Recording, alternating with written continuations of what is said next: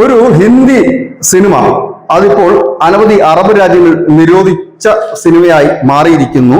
Bahrain, Kuwait, Oman, Qatar, Saudi Arabia, UAE തുടങ്ങിയ രാജ്യങ്ങളാണ് നിരോധിച്ചത്. ഇപ്പോൾ ആ സിനിമയ്ക്ക് എതിരെ ഒരു കേസുമായി പാകിസ്ഥാൻ കറാച്ചി കോടതിയിലേക്ക് എത്തിയിരിക്കുകയാണ്. പാകിസ്ഥാനിലെ സൈനിക മേധാവികളെയും ഒപ്പം തന്നെ ബേനസീർ ഭൂട്ടോയും രാഷ്ട്രീയ പാർട്ടിയും ഒക്കെ അപമാനിക്കുന്ന തരത്തിലാണ് സിനിമ.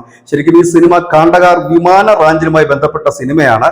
ഈ സിനിമയിൽ പാകിസ്ഥാന്റെ ഭരണകൂടത്തെയും അവഹേളിക്കുന്നു എന്ന് പറഞ്ഞുകൊണ്ടാണ് ഈ അറബ് രാജ്യങ്ങൾ ഇതിന് നിരോധനം ഏർപ്പെടുത്തിയത്. ഇപ്പോൾ പാകിസ്ഥാൻ അതിൽ കേസിനും പോയിരിക്കുകയാണ്. പക്ഷേ ഈ സിനിമ കണ്ടിറങ്ങിയവരും സിനിമയെക്കുറിച്ച് ദേശീയ തലത്തിൽ വരുന്ന റിവ്യൂകളും എല്ലാം പറയുന്നത് അക്ഷരാർത്ഥത്തിൽ ഈ സിനിമ പറഞ്ഞു വെക്കുന്നതും അതിന്റെ ചിത്രീകരണവും മനോഹരം തന്നെയായിരുന്നു. യാഥാർത്ഥ്യം തന്നെയാണ് ആ സിനിമ അവതരിപ്പിക്കുന്നത് എന്നാണ് അതിൽ പറയുന്നത്. ഏതായാലും ഒരു ഇടവേളയ്ക്ക് ശേഷമാണ് ഒരു ഇന്ത്യൻ സിനിമ വലിയ വിവാദത്തിലേക്ക് പോകുന്നത്. അതും കാണ്ഡഹാർ വിമാനം റാഞ്ചൽ പോലെയുള്ള ഒരു പ്രധാനപ്പെട്ട വിഷയം ചർച്ച ചെയ്യുമ്പോൾ ഒരുപക്ഷെ ഈ വിഷയങ്ങൾ ഇനി ആരും കാണരുത്, ഇനി ആരും ഇത് ചർച്ച ചെയ്യരുത് എന്ന് കരുതി തന്നെ ആകണം ഇന്ത്യയിലടക്കം ഇതിനെതിരെ പ്രതിഷേധം ഉയരുന്നത്. ഇന്ത്യയിൽ പ്രതിഷേധിക്കുന്നവർ പറയുന്നത് മതപരമായിട്ട് തങ്ങളെ അവഹേളിക്കാൻ ചില ശ്രമങ്ങൾ നടത്തുന്നു എന്നാണ്. ഏതായാലും സിനിമ കേരളത്തിൽ റിലീസ് ചെയ്തതായി അറിവില്ല. കേരളത്തിൽ സിനിമ റിലീസ് ചെയ്ത് കഴിയുമ്പോൾ മലയാളികളായ അനവധി പ്രേക്ഷകർ അത് കാണുമായിരിക്കും. കണ്ടതിനു ശേഷം വിശദമായി തന്നെ ഈ സിനിമ അത്തരത്തിൽ ആരെങ്കിലും അവഹേളിക്കാനാണോ അതോ യാഥാർത്ഥ്യമായ ഒരു സംഭവത്തെ തുറന്നു പറയുകയാണോ ചെയ്തതെന്ന് മനസ്സിലാക്കാൻ കഴിയും. News desk news India Malayalam.